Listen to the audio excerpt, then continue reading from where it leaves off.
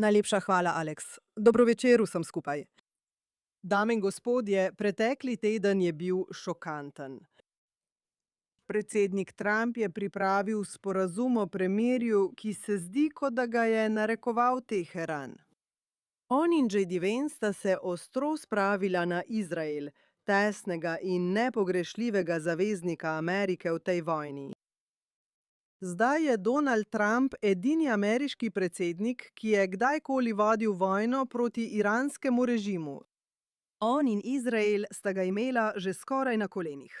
Njuni dosežki pri drastičnem oslabljenju iranskega režima so bili resnično osupljivi. Zakaj je torej nenadoma popustil pritisk, zavrgel svojo prednost in Iranu prepustil moč, da narekuje dogodke? No, predlagam, da odgovor na to uganko povezuje Ameriko, Britanijo in Evropo. Nihče od njih ne razume v celoti vojne, ki se vodi proti vsem njim. To je brezprecedenten in prelomni trenutek v zgodovini. Napad na Izrael in judovski svet prihaja z vseh strani. Barbarstva 7. oktobra so Zahodu predstavljala izziv. Bi izbral civilizacijo ali barbarstvo? Velik del Zahoda, kot lahko zdaj žal vidimo, se je obrnil proč od civilizacije.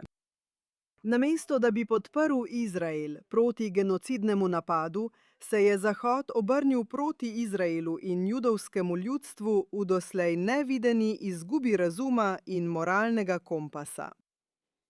Kar vidimo, je predvsem islamistična vojna proti Zahodu, ki se vodi z napadi na Izrael in Jude.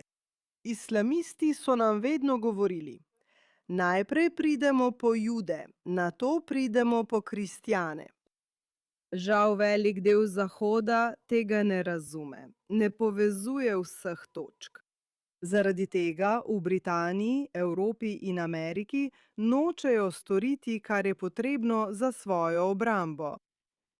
Predsednik Trump se je v trenutku obrnil, da bi pobegnil iz pasti.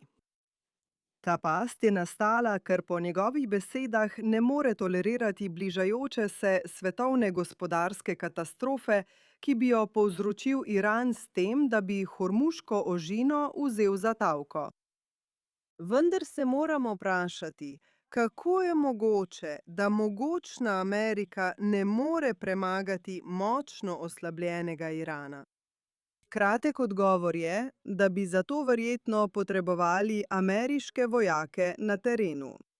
In to je nekaj, čemur predsednik ne bo zavezal, ker ameriško ljudstvo tega ne bi sprejelo. Zakaj je temu tako? To je zato, ker ne mislijo, da ima vojna z Iranom kakršnokoli povezavo z njihovimi lastnimi interesi. To je resnično osupljivo, glede na to, da je bilo v več kot 40 letih na stotine Američanov napadenih in ubitih strani Irana, medtem ko je Iran vodil svojo vojno. Vzklik smrt Ameriki. To, kar pomeni ta pobuda v memorandumu o soglasju, je, da lahko zdaj vsak vidi, da Amerika ni pripravljena sprejeti žrtve, ki so potrebne za lastno obrambo. In to bo opogumilo zle sile, ki grozijo Zahodu po vsem svetu. Velika Britanija in Evropa pa medtem sploh nista pripravljeni iti v vojno. Plešejo v ritmu kumbaja liberalnega univerzalizma, kar pomeni, da pravijo, da je treba vse spore rešiti s pogajanji in kompromisi, tudi z genocidnimi fanatiki.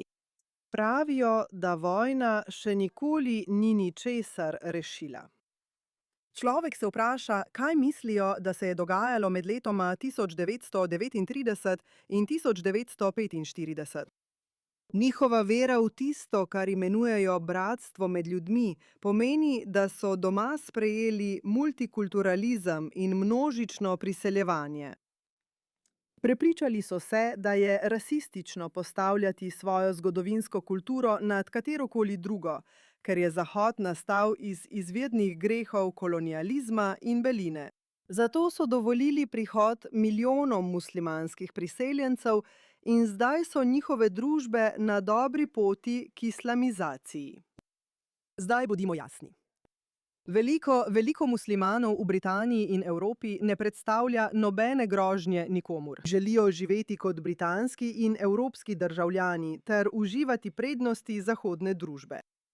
Toda veliko število med njimi si tega ne želi. Predstavljajo grožnjo, bodisi skozi terorizem ali pa svojo agendo islamizacije kulture. Toda politične in kulturne elite na Zahodu tega niti nočejo priznati, temveč vsakogar, ki opozori na to, označijo za islamofoba, rasista ali fašista.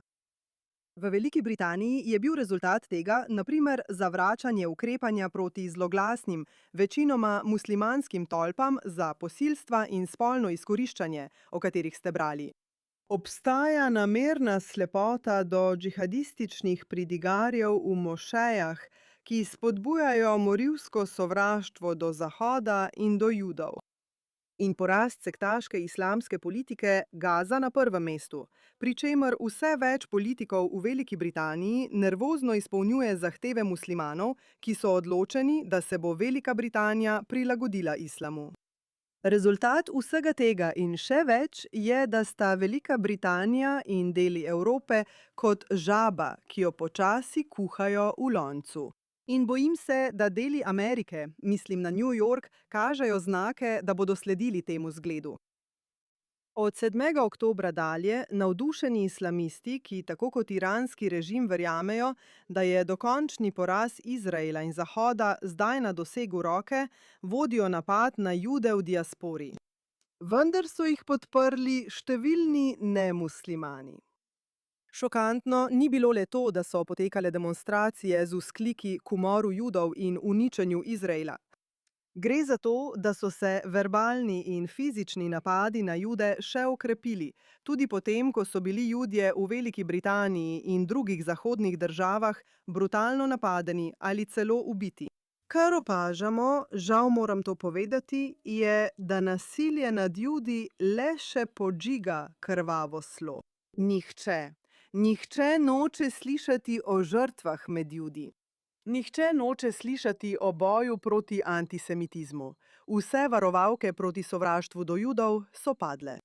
Na Zahodu obstaja poskus ne le, da bi se znebili Izraela, ampak tudi Judov iz svojih glav, iz svoje vesti in iz svojega sveta. To se je pojavilo kot anticionizem, ker so laži o izraelskem vedenju, ki jih papagajsko ponavljajo univerze, mediji in svetovna humanitarna sfera, prikazale cionizem kot zlo in Izrael kot diabolično pošastnega. In grozljivo, te krvne obtožbe so bile predstavljene kot sama vest. V Veliki Britaniji in vse bolj tudi v Ameriki je danes pogum v tem, da podpiraš judovsko ljudstvo in državo Izrael. Je torej vsega konec? Absolutno ne. Proti tem sovražnikom civilizacije je mogoče veliko storiti, vendar le, če se razume eno ključno stvar.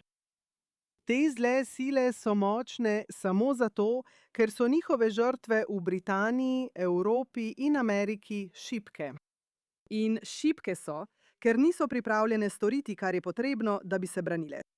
Iran ni močan, vendar številna močna ameriška orožja ne pomenijo popolnoma nič, če jih ne bodo uporabili. Če se Amerika ne bo pripravljena soočiti z bolečino, ki jo prinaša boj za njen način življenja, potem zmaga Iran.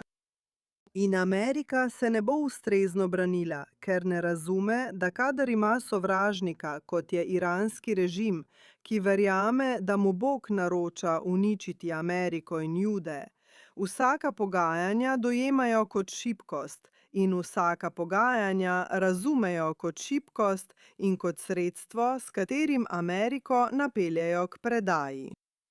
Da bi premagala Iran, mora Amerika končati vsa pogajanja in se boriti z blokadami, kinetično vojno ali s prisotnostjo vojakov na terenu, kjerkoli je to potrebno.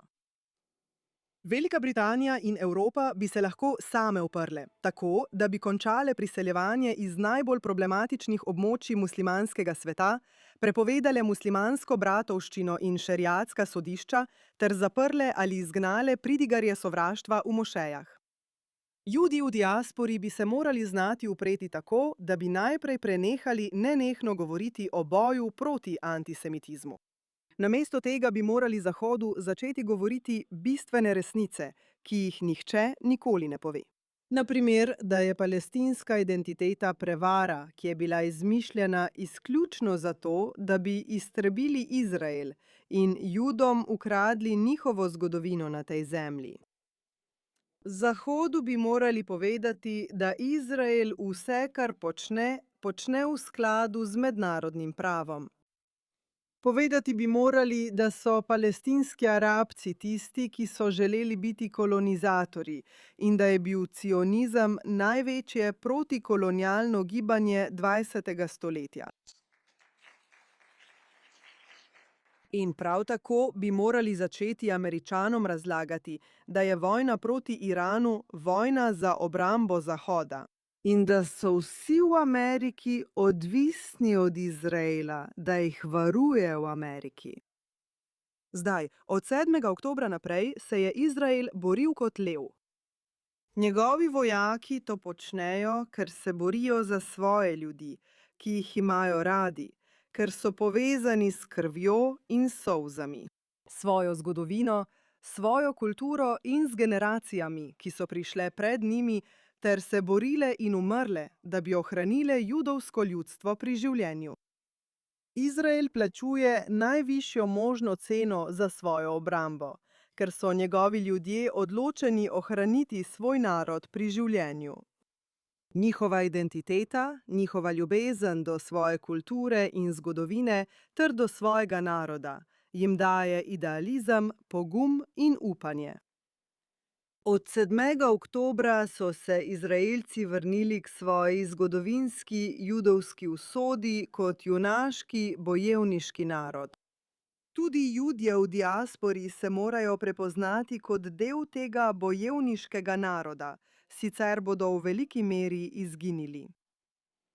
Velika Britanija in Evropa ne bosta preživeli svoje kulturne želje po samouničenju. Ta teden sem bila zgrožena, ko sem videla, da se Amerika zaskrbljujoče pomika k temu, da bi se jima pridružila. Predsednik Trump ni ušel iranski pasti, kot mislim, da nekateri njegovi današnji komentarji kažejo, da se tega dobro zaveda. Ali se bo resnično boril, da premaga iranski režim? Ali pa bo Amerike kot sile za obrambo same civilizacije konec? Izrael ne bo dovolil, da bi Iran dobil bombo. Če bo potrebno, bo Izrael z ali brez Amerike proti Iranu boril sam. Mi, Judje, verjamemo, kot je bilo že prej rečeno, da je naše zgodovinsko poslanstvo biti luč narodom.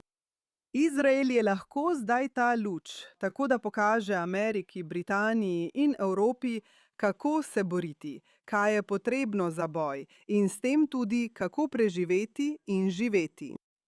Izrael bo preživel, ker bo naredil vse, kar je potrebno, da se ubrani, kot junaški narod bojevnikov, ki brani ves civilizirani svet.